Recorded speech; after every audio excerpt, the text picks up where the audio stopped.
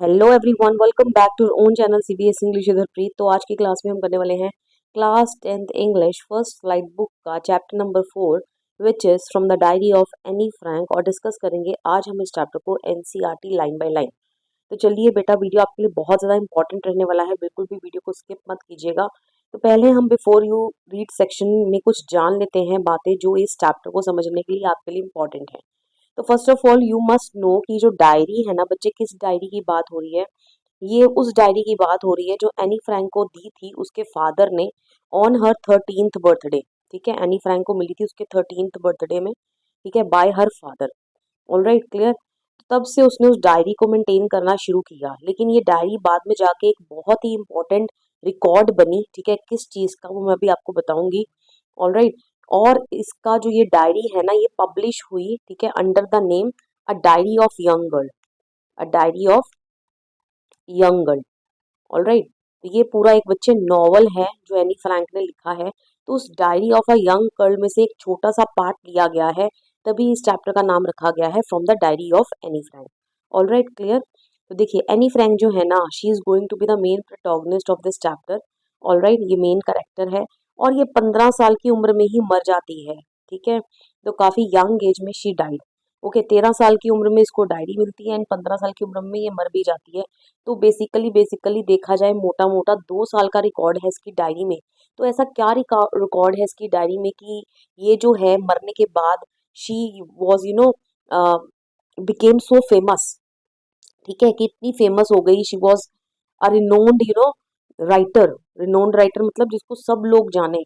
Alright, तो ऐसा क्या था इसकी डायरी में, तो चलिए वही जानते हैं। उसके लिए हम बिफोर यू रीड सेक्शन को स्टार्ट करते हैं। देखिए, this is the picture of Anne Frank. ठीक है, देखिए कितना मासूम सा चेहरा, इनोसेंट सा चेहरा है। तो यहाँ पर उसकी डेट ऑफ बर्थ लिखी गई है 12 जून 1929 टू Feb या March 1945. Was a German-born Jewish girl who wrote while hiding with her family and 4 friends in Amsterdam during the German occupation of the Netherlands in the World War II. All right, तो देखिए यहाँ पर क्या है, basically जो Anne Frank है ना, ये एक जूइश गर्ल है। ठीक है, जूइश गर्ल है मतलब ये एक यहूदी है। ऑलराइट, और ये जर्मनी में पैदा हुई थी। और अब आपको पता है बच्चे, जर्मनी में वर्ल्ड वॉर 2 के दौरान हिटलर जो था वो सभी जूइश लोगों को मास किलिंग करता जा रहा था उनकी। ऑलराइट, तो यहाँ पर ये वही जूइश गर्ल हैं जिन्होंने लिखा अपनी डायरी में वाइल हाइडिंग, जब वो छुपने के लिए चले गए, ठीक है, अपनी फैमिली के साथ और 4 फ्रेंड्स के साथ इन एम्स्टर्डम। ठीक है, तो ये एम्स्टर्डम में क्या हो गए थे, छिप गए थे जब German occupation of the Netherlands during the German occupation of the Netherlands in world war 2। जब जर्मनी ने क्या करा, नीदरलैंड्स के ऊपर अपना कब्जा करना शुरू कर दिया। राइट, तो एम्स्टर्डम में इनको क्या करना पड़ा, छिपना पड़ा। Alright, clear.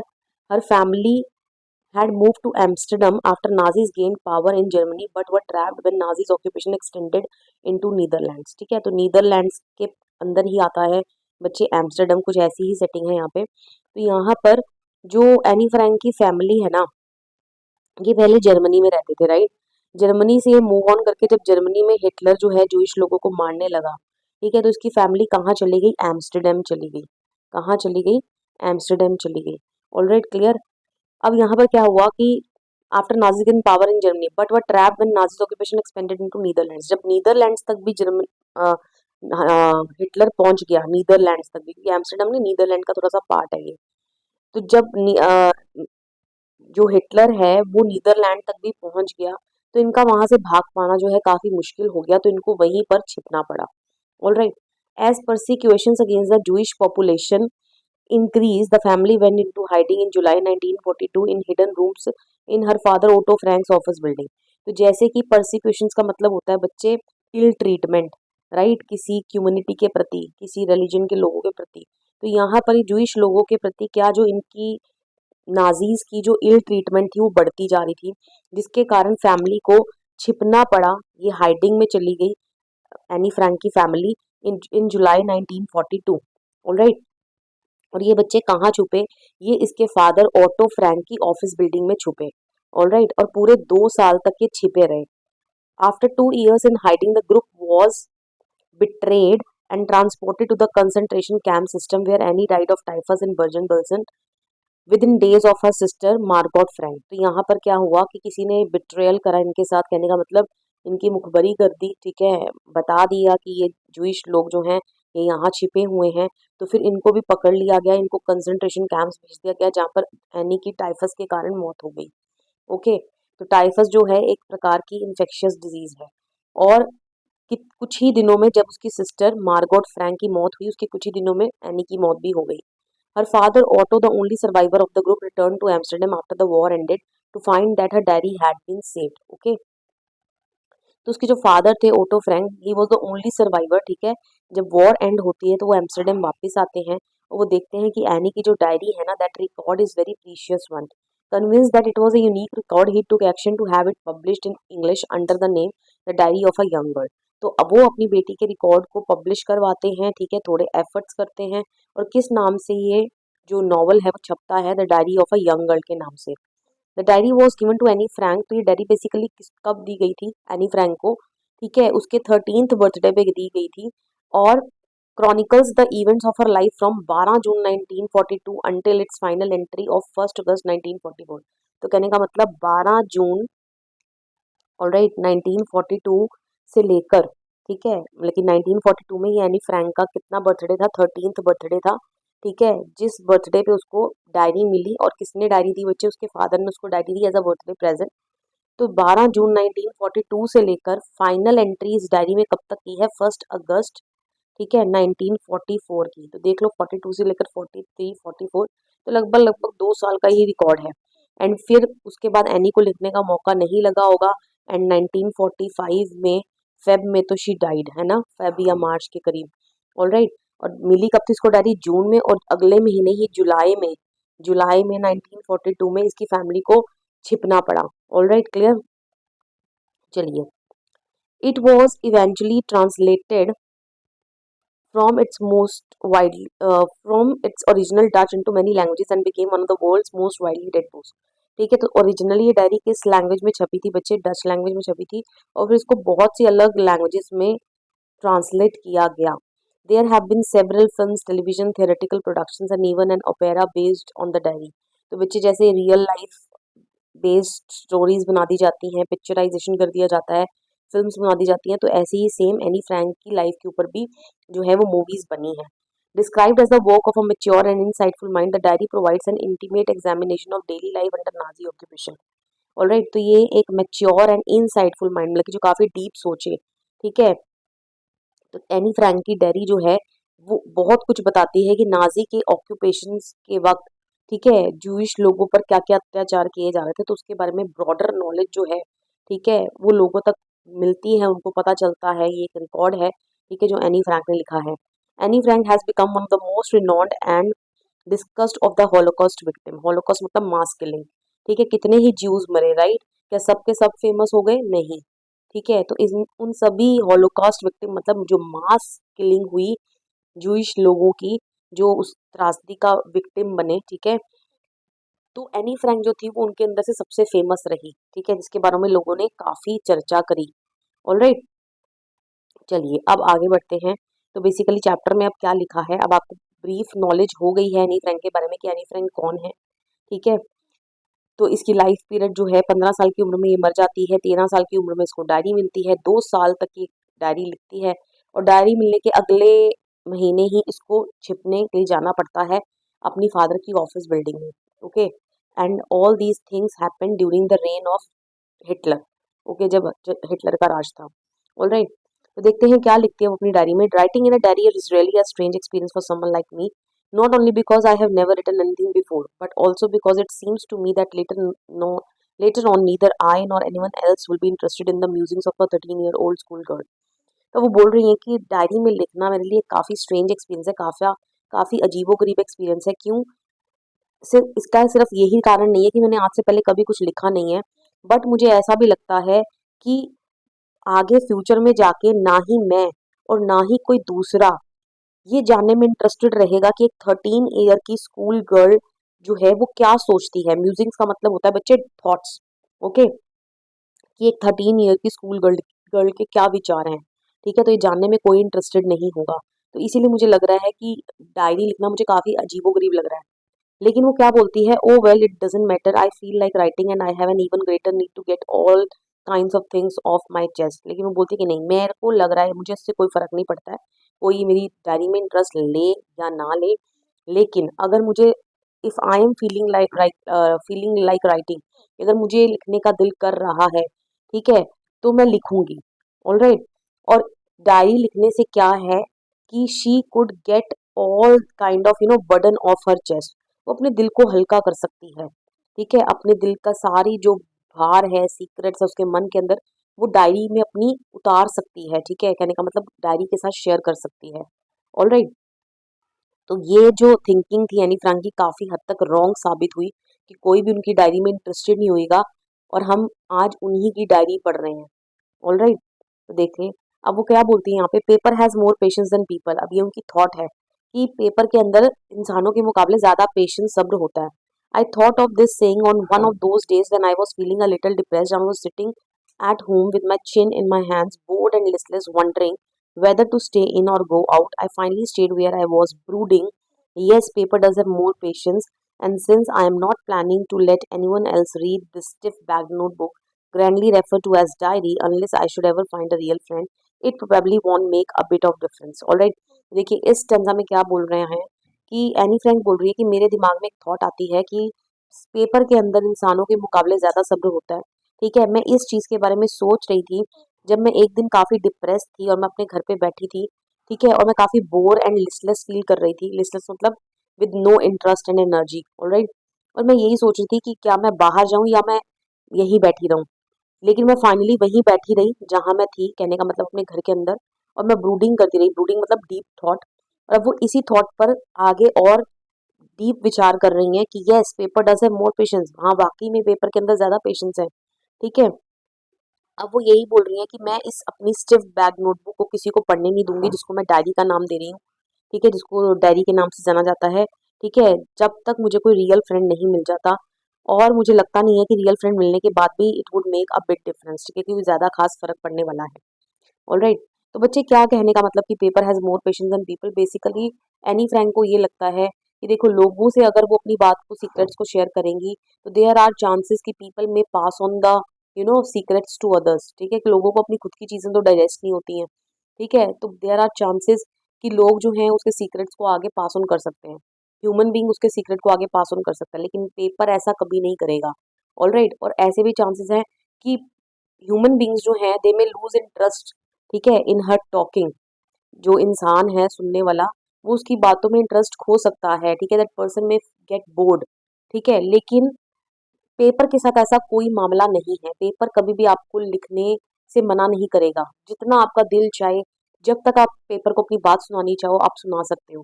ठीक है, so that is why she this prompted her to keep diary as a on a first place in her life. Alright. चलिए आगे बढ़ते हैं। Now I am back to the point that prompted me to keep a diary in the first place. I do not have a friend. ठीक है, मैंने diary को first place पे क्यों रखा अपनी लाइफ में, क्योंकि मेरा कोई फ्रेंड नहीं है। Let me put it more clearly, since no one will believe that a 13-year-old girl is completely alone in the world. वो बोल रहे हैं कि मुझे इस चीज को जरा और क्लियर कर लेने दो। ये मत सोचना कि एक 13 साल की लड़की जो है वो इस दुनिया में अकेली है। एंड आई एम नॉट, और मेरे मेरे साथ बिल्कुल ऐसा नहीं है, मैं अकेली नहीं हूँ। I have loving parents, a 16-year-old sister, and there are about 30 people I can call friends. Right. मेरे लविंग पेरेंट्स है, मेरी सिस्टर है, और 30 लोग लगभग लगभग ऐसे हैं जिनको मैं अपना दोस्त कह सकती हूँ। I have a family, loving arms and a good home. ठीक है, मेरे पास सब कुछ है। On a surface I seem to have everything except my one true friend. Alright. मेरे पास सब कुछ है एक अच्छे सच्चे मित्र को छोड़ के। All I think about when I am friends is having a good time. I can't bring my self to talk about anything but ordinary everyday things. यहाँ पर बोल रही है कि जब भी मैं अपने दोस्तों के साथ होती हूँ तो मैं सिर्फ उनके साथ गुड क्वालिटी टाइम स्पेंड करना पसंद करती हूँ। लेकिन मैं अपने आप को नहीं, मतलब कि मैं कुछ भी जो मेरे दिल में है, ठीक है, मैं कुछ भी जो उनसे बात करना चाहती हूँ मैं फ्रीली बात नहीं कर पाती हूँ। ठीक है, बस मैं क्वालिटी टाइम उनके साथ स्पेंड करती हूँ। We don't seem to be able to get any closer, and that's the problem. Alright, maybe it's my fault that we don't confide in each other. In any case, that's just how things are, and unfortunately, they are not liable to change. This is why I have started with diary. Alright, तो यहाँ पर वो क्या बोलती हैं कि हम एक दूसरे के करीब नहीं आ पाते हैं, यही प्रॉब्लम है। और बेसिकली वो इसमें भी अपना ही दोष मान रही है कि हो सकता है कि हम एक दूसरे के ऊपर कन्फाइड नहीं करते हैं। कन्फाइड का मतलब होता है कि एक दूसरे के ऊपर पूरे तरीके से विश्वास करना, ठीक है। लेकिन वो बोलती हैं कि थिंग्स तो ऐसी ही रहेंगी, इसमें कोई चेंज होने वाला नहीं है। तो इसीलिए मैंने क्या करना शुरू किया, मैंने डायरी लिखनी शुरू कर दी है। ऑलराइट, और वो डायरी को अपना सच्चा मित्र मान रही है। क्यों? क्योंकि ह्यूमन बींग्स के ऊपर उनको ट्रस्ट नहीं है। उन्होंने साफ साफ बोल दिया कि पेपर के अंदर ज्यादा पेशेंस होता है। ऑलराइट, चलिए। To enhance the image of this long-awaited friend in my imagination, I don't want to jot down the facts in this diary the way most people would do. But I want the diary to be my friend, and I am going to call this friend Kitty. तो बोल रही है कि अपने इस long awaited friend, इस सच्चे मित्र की मुझे काफी लंबे समय से क्या था, वेट था, ठीक है, इंतजार था। और जब फाइनली मुझे मेरा दोस्त मिल गया है, सच्चा मित्र, तो मैं इस मित्र में अपनी चीजें, जो अपनी मन की बातें हैं, वो सीधे तौर पर लिखना शुरू नहीं कर दूंगी। जैसे कि अक्सर ज़्यादातर लोग जो हैं वो ऐसे ही करते हैं, डायरी जिस दिन मिली, डेट डाली और बस अपने इवेंट्स को लिखना शुरू कर दिया। वो बोल रही है नहीं, मैं इस अपने फ्रेंड की इमेज को अपनी नज़रों में बढ़ाने के लिए मैं इसको एक नाम दूंगी, ठीक है। तो अपनी डायरी को नाम देती हैं और क्या उसको पुकारती हैं, किटी कहकर पुकारती हैं।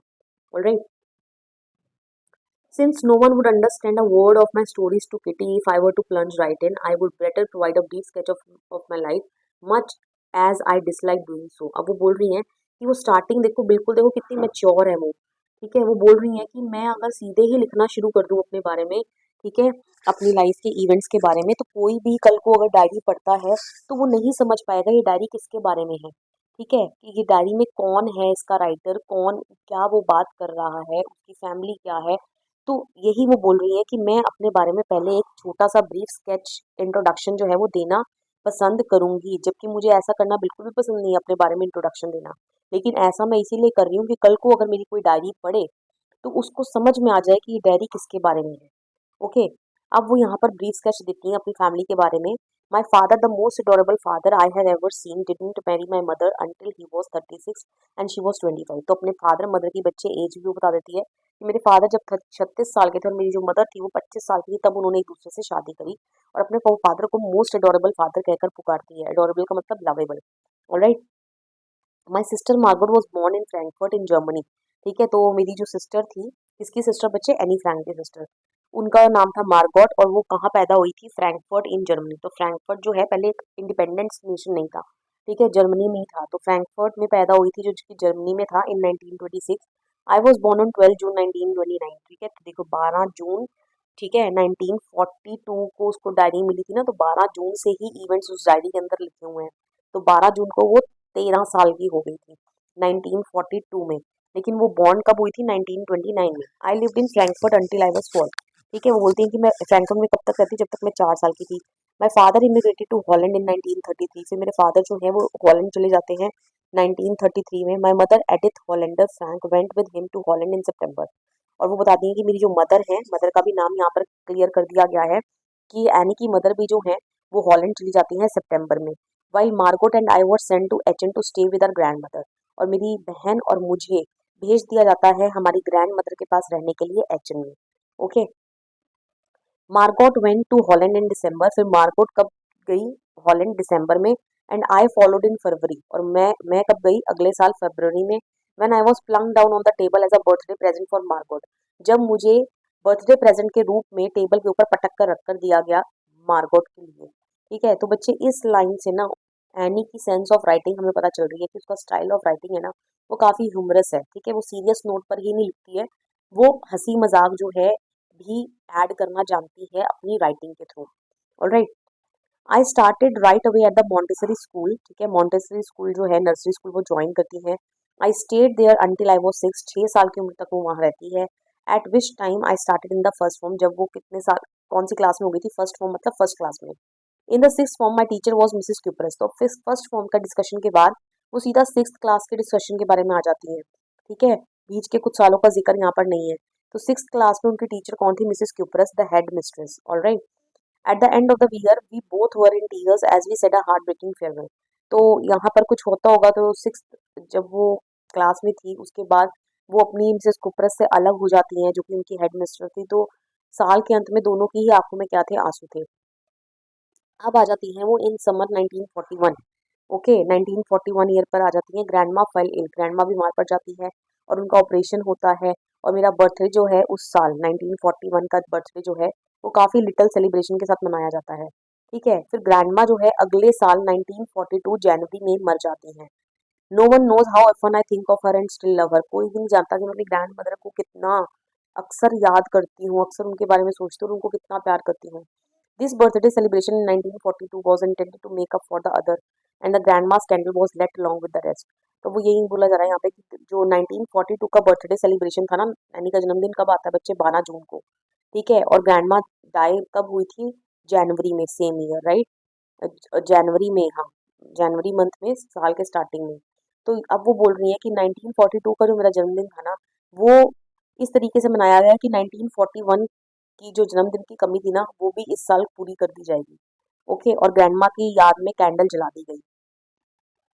The four of us are still doing well and that brings me to the present date of 20th June 1942 and the solemn dedication of my diary। ठीक है, तो देखिए अब यहाँ पर उसने 12 जून को डायरी लिखनी शुरू करी थी, तो 20 जून को फिर वो अपना डायरी जो है वो डे वाइज लिखनी शुरू कर देती है।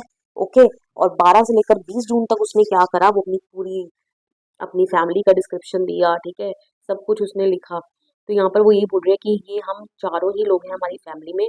तो आज की प्रेजेंट डेट तक मैं आ जाती हूँ 20 जून 1942, और मैं सोलम डेडिकेशन टू माई डैडी कहने का मतलब कि अब मैं पूरे डेडिकेटेड होकर अपने, मेरे रियल फ्रेंड है, अब मैं से सारी बातें जो हैं वो शेयर करूंगी।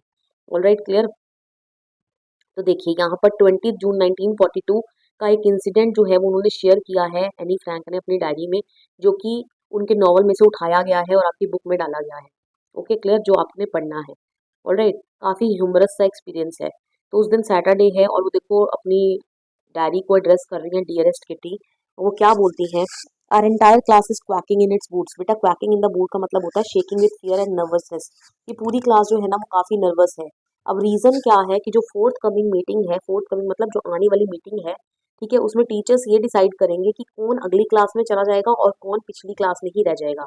ऑलराइट, तो कहने का मतलब रिजल्ट डिक्लेरेशन डे है। Half of the class is making bets. ठीक है, आधे से ज्यादा क्लास जो है ना वो बेट शर्तें लगा रही है। जीएन एंड आई, जीएन यहाँ पर बच्चे एनी की दोस्त है जो उनके साथ बैठी हुई है। हाँ, वो बोल रही है जीएन और मैं दो लड़कों के ऊपर हंस रहे हैं जो हमारे पीछे बैठे हुए हैं, और उन दो लड़कों का क्या नाम है, सीएन एंड जेक्स।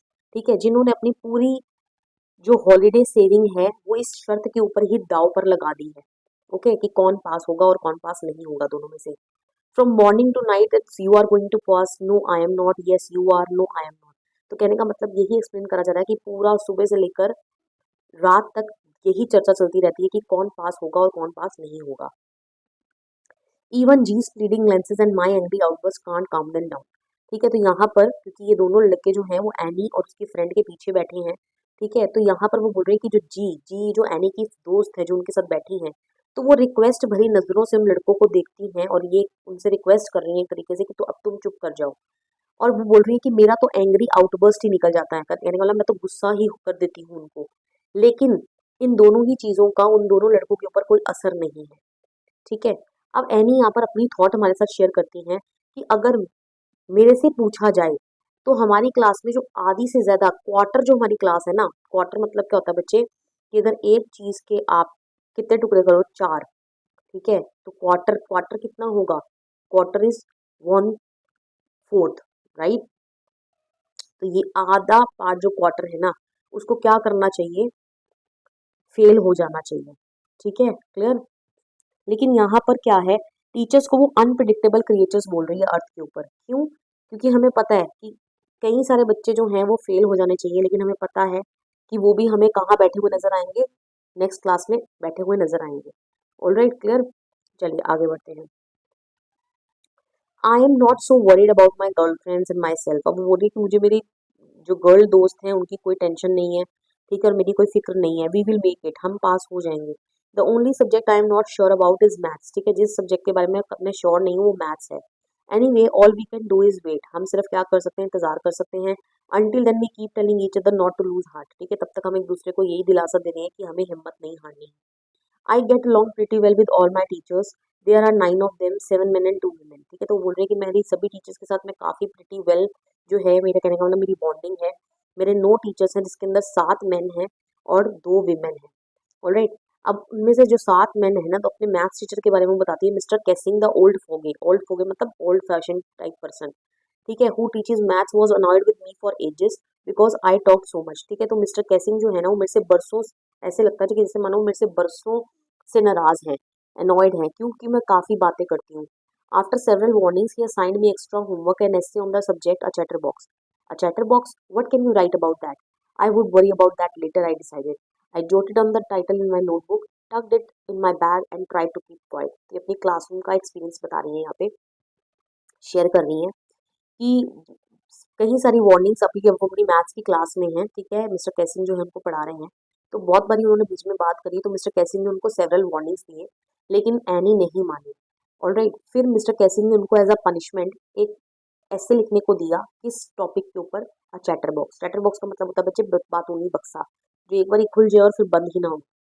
अब वो यहाँ पर जब अपनी टाइटल लिख रही हैं, जो उनको पनिशमेंट दी गई है अपनी नोटबुक में, तो वो सोच रही हैं कि इसके ऊपर मैं क्या ही लिख कर आऊंगी, लेकिन वो बोलती हैं कि चलो कोई बात नहीं, इसके बारे में बाद में सोचेंगे। तो वो टाइटल का जो टॉपिक है, ऐसे का जो टॉपिक है, वो अपनी नोटबुक में लिख लेती हैं, उसको अपने बैग में डाल लेती हैं, और फिर मिस्टर कैसिंग की क्लास में शांत बैठने की कोशिश करती हैं। Alright, that evening after I had finished the rest of my homework the note about essay caught my eye. बोलिए उस शाम सभी सब्जेक्ट्स का होमवर्क करने के बाद वो जो एसे था जो मिस्टर कैसिंग ने मुझे लिखने के लिए दिया था एज अ पनिशमेंट, उस पर मेरी नजर जाती है। I begin thinking about the subject while chewing the tip of my fountain pen. तो जो अपना पेन अक्सर होता है ना, जब बच्चे सोच रहे होते हैं तो पेंसिल को अपने मुंह में ले लेते हैं और पीछे का जो उसका पार्ट है वो सारा चबा जाते हैं। तो यहाँ पर एनी फ्रैंक के साथ भी कुछ ऐसा ही हो रहा है, ठीक है। तो वो अपने फाउंटेन पेन की जो टिप है उसको च्यू कर लेती हैं, ठीक है, सोचते सोचते कि मैं इस सब्जेक्ट के ऊपर क्या लिखूं, इस टॉपिक के ऊपर क्या लिखूं। Anyone could ramble on and leave big spaces between the words. वो मेरी जगह कोई भी होता ना बच्चा, ठीक है, तो रैम्बल ऑन का मतलब होता है बेटा टॉक और राइट एमलेसली फॉर लॉन्ग, मतलब कि आप कुछ भी बेकार सा नॉनसेंस स्टफ लिखते जा रहे हो, ठीक है, just for a sake of formality कि हाँ आपने होमवर्क किया है। लेकिन वो बोल रहा है कि कोई भी बच्चा होता तो ऐसे ही रैम्बल ऑन करता, बड़ी बड़ी बिग स्पेसेस छोड़ देता बीच में, ठीक है, कि ये दिखाने के लिए कि मैंने काम करा है। लेकिन वो चाह रही है कि मैं ये करना नहीं चाहती थी, ठीक है। मेरी ट्रिक थी to come up with convincing arguments, कि मैं कुछ ऐसा लिखूं जिससे मैं मिस्टर कैसिंग को नेसेसिटी ऑफ टॉकिंग जो है कि बातें करना कितना जरूरी है, उसकी नेसेसिटी को प्रूव कर पाऊं। I thought and suddenly I had an idea, ठीक है, तो फिर एनी फ्रैंक को आइडिया आता है। I wrote the 3 pages mister Keesing had assigned me and was satisfied. तो 3 पेजेस लिख डालती हैं और काफी सेटिस्फाइड फील करती हैं। अब उन 3 पेजेस में से थोड़ा सा पार्ट हमें बताया गया है कि उन्होंने क्या लिखा था। I argued that talking is a student's trait and that I would do my best to keep it under control. अब वो यहाँ पर बताती हैं कि जो टॉकिंग है ना वो स्टूडेंट की खूबी है, ठीक है, बातें करना जो है ना वो स्टूडेंट की खूबी है, और मैं अपनी पूरी कोशिश करूंगी कि मैं इसको अंडर कंट्रोल रखूं। Alright, but I would never be able to cure myself of habit since my mother talked as much as I did, if not more, and that there is not much you can do about inherited traits. अब यहाँ पर वो साफ साफ बोल रही हैं कि लेकिन मैं अपने आप को पूरे तरीके से सुधार नहीं पाऊंगी। क्योर मतलब अपने आप को सुधार पाना। क्यों? क्योंकि ये मेरी ऐसी आदत है जो मुझे मेरी मदर से मिली है। क्योंकि मेरी मदर भी उतनी ही बातें करती हैं जितनी मैं करती हूँ, चाहे इससे ज्यादा ना करती हूँ, लेकिन इतनी बातें तो मेरी मदर भी करती है। और हम इनहेरिटेड ट्रेड्स का कुछ नहीं कर सकते। इनहेरिटेड ट्रेड्स बच्चे ऐसी क्वालिटीज होती हैं जो आपको विरासत में आपके माता पिता से ट्रांसफर होती हैं, राइट। तो अगर आपकी मदर से आपके पास एक क्वालिटी आई है, बातूनी हो आप बहुत ज्यादा, तो इस चीज का वो साफ बता रही है कि इनहेरिटेड ट्रेड्स के बारे में कुछ किया नहीं जा सकता, उनको सुधारा नहीं जा सकता। Alright, mister Keesing had a good laugh. Mister Keesing उस ऐसे को पढ़ते हैं, काफी हंसते हैं, ठीक है, एनी की आर्ग्यूमेंट्स को सुन के। लेकिन जब मैं फिर दोबारा से बातें करनी शुरू कर देती हूँ नेक्स्ट लेसन में, तो फिर दोबारा वो एक्स्ट्रा होमवर्क दे देते हैं, इस बारी सेकंड ऐसे। और इस बारी टॉपिक क्या था, an incorrigible chatterbox. Incorrigible का मतलब होता है बच्चे एक ऐसा बातूनी बक्सा जो कभी ना सुधर सके। Okay, I handed it in. तो बोलती हैं कि मैं ये भी लिख कर दे देती हूँ। Mister Keesing had nothing to complain about 2 whole lessons। तो मिस्टर कैसिंग ने अगले 2 लेसन्स में मुझे कुछ भी कंप्लेन नहीं करा। However, during the third lesson, he had finally had enough. Annie Frank, as punishment for talking in class, write an essay entitled "Quack Quack Quack," said Mr. Stutterbox। तो देखिए ये क्लास का ही सीन है। अब तीसरे lesson में जब Anne Frank फिर दोबारा से बातें करने लगती हैं, तो अब वो बोल रहे हैं कि मिस्टर कैसिंग की हद पार हो जाती है, ठीक है, मतलब कि उनका जो सब्र का बांध है ना वो टूट जाता है, और अब वो सीधा चिल्लाकर क्लास में बोलते हैं, एनी फ्रैंक का नाम लेते हैं। एनी फ्रैंक, पनिशमेंट के तौर पे मैं तुम्हें एक ऐसे देता हूँ लिखने के लिए। अब इस बारी तुम्हारा टाइटल क्या रहने वाला है, quack quack quack said mistress chatterbox. Alright, तो समझ ही गए यहाँ पे क्वैक क्वैक क्वैक मतलब क्वैक तो बच्चे डक्स करती हैं, राइट, ये डक्स की आवाज होती है। और क्वैक मतलब यहाँ पर हो गया बक बक बक करना। तो ये किसने बोला, सेड मिस्ट्रेस चैटरबॉक्स, और मिस्ट्रेस चैटरबॉक्स यहाँ पर कौन है, मिस्टर कैसिंग के हिसाब से एनी। Alright, clear. चलिए, द क्लास रोड, ठीक है, तो क्लास जो है हंसने लगती है। I had to laugh too, Anne की भी हंसी छूट जाती है। Though I had nearly exhausted my ingenuity on the topic of chatterboxes, तो बोल रही है कि मैं अपनी इनजेन्यूटी मतलब होता है बच्चे ओरिजिनलिटी एंड इन्वेंटिवनेस, क्योंकि वो एक ही टॉपिक के ऊपर, बात तो टॉकेटिवनेस की ही करनी है ना, सिर्फ टाइटल चेंज हो रहा है, ठीक है। तो बोल रही है कि मैं एक टॉपिक के ऊपर बार बार कितना ही लिखूं, मेरी जो जेन्युइन थॉट्स है ना, ठीक है, जो मेरी इन्वेंटिवनेस है, न्यू आइडियाज हैं, वो कम पड़ते जा रहे थे, ठीक है, जैसे जैसे मुझे सेम टॉपिक के ऊपर पनिशमेंट मिलती जा रही थी। It was time to come up with something else, something original, लेकिन अब उसने सोचा कि नहीं, इस बार तो कुछ अलग ही करके दिखाना पड़ेगा। My friend Sain, who was good at poetry, offered to help me to write the essay from beginning to end in verse, and I jumped for joy.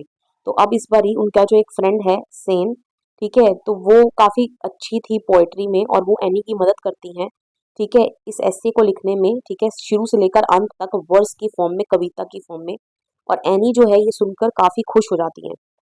Mister Keesing was trying to play a joke on me with this ridiculous subject, but I would make sure that the joke was on him.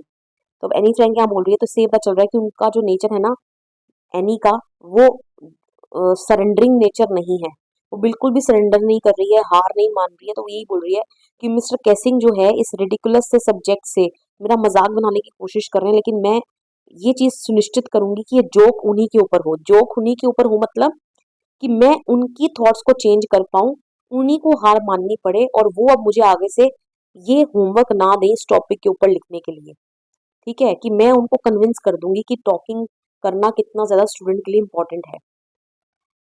I finish my poem and was beautiful, ठीक है, मैंने अपनी pome को finish कर लिया और काफी beautiful pome थी वो।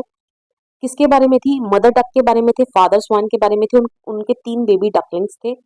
और जिन डकलिंग्स को जो फादर स्वैन है ना मौत के घाट उतार देते हैं, क्या रीजन होता है उसका, क्योंकि वो बहुत ज्यादा क्वैक करते हैं, ठीक है। तो कहने का मतलब कि बातूनी नेचर के कारण, ठीक है, जो फादर होते हैं वो अपने बच्चों को ही मौत के घाट उतार देते हैं।